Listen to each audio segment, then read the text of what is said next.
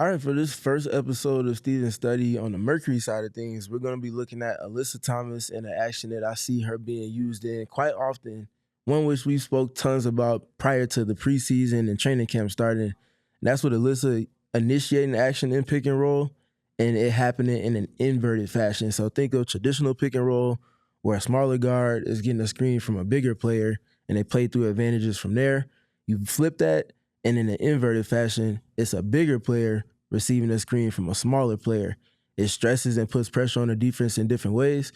And it's going to be a main advantage creation point for the Mercury going into this season. And I had the opportunity to speak with Coach Megan Vogel about that in particular at practice yesterday. I mean, all of those details are really important. We talk about angles, we talk about where they're being set, how they're being set, the matchups that we want. We're asking our players to do a lot of things IQ-wise and see things, and we'll continue to grow as we kind of just learn how to play with each other, where we want the ball, how we want to get screened. All that just takes time. We've been together 12 practices, so I think we're farther than we probably thought we'd be in certain circumstances, so hopefully we can continue to grow. In addition to talking with Coach Vogel, I also had a chance to speak with Sammy Wickham, who I think will be a piece that's going to be used especially with Alyssa in that specific style of play. So let's hear what Sammy had to say about the advantage creation and the decision-making through those actions. Yeah, I think that's super important. Obviously, she can get downhill and she's so dynamic and it creates so many opportunities for other people. She's a fantastic passer out of that, but she's also just a great finisher out of that too. So I think for us, making sure that like if we're setting that screen, we're setting a good one and forcing, if it's the switch that we want, to get a smaller person on her. But we just want to make sure we're putting them in a tough position to have to figure out, like, are they switching? Are they putting two on her? Are they staying with and trying to fight through and she gets a layup? Like, the angle, the location, to your point, lower is probably better so that they can't just, slide under. I think all those things really matter, and those are some of the things that we're really trying to clean up.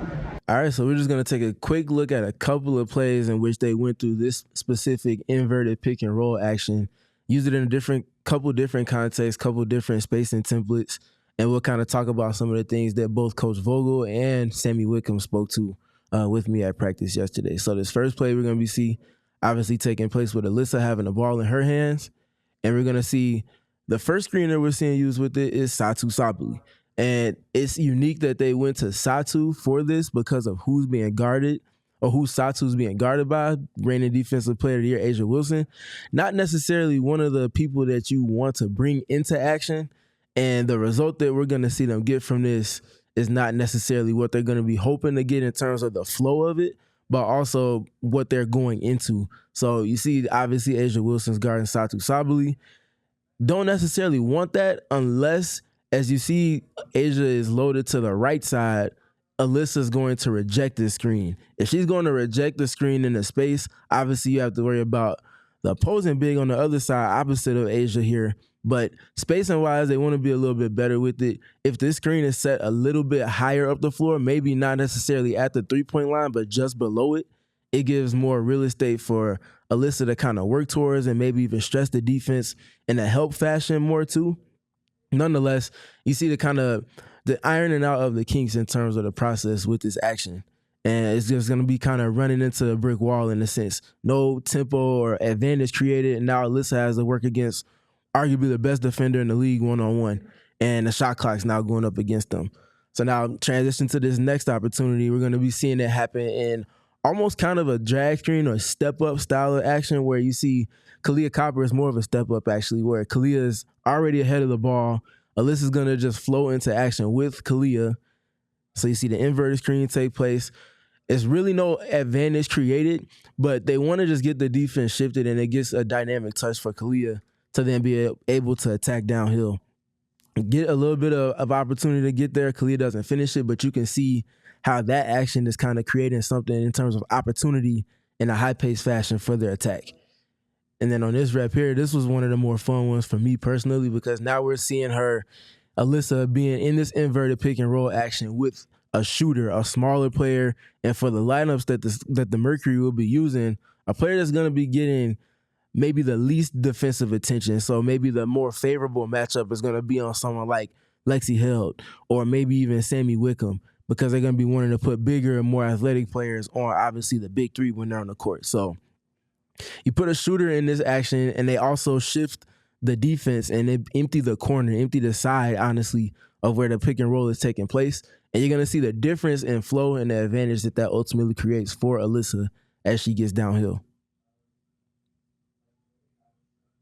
Immediate access to the paint, undeterred access on the driving angle, and she's able to get up an opportunity at an and one, but this one ends in free throw attempts for the Sky. So good that they came back to it less than a minute later. Again, with the same personnel, same spacing template. That right side is emptied. It's only 2 players, so they're in trips left in terms of their spacing. And you see the way that they shift where the help defense can come from, who's where within that, what the potential people that she might have to worry about in rim protection, where they are. Great spacing, great flow into it. They're able to get into advantage a little bit quicker.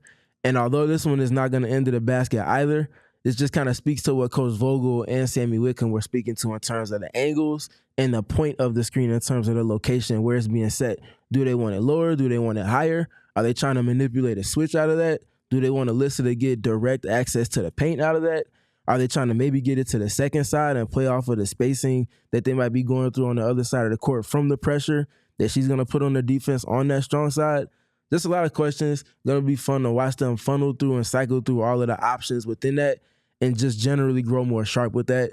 We'll be one of their main advantage creators this season, and I'm going to have a lot of fun breaking that down and seeing the different types of ways they can put pressure on the defense by way of Alyssa Thomas being used in non-traditional fashions.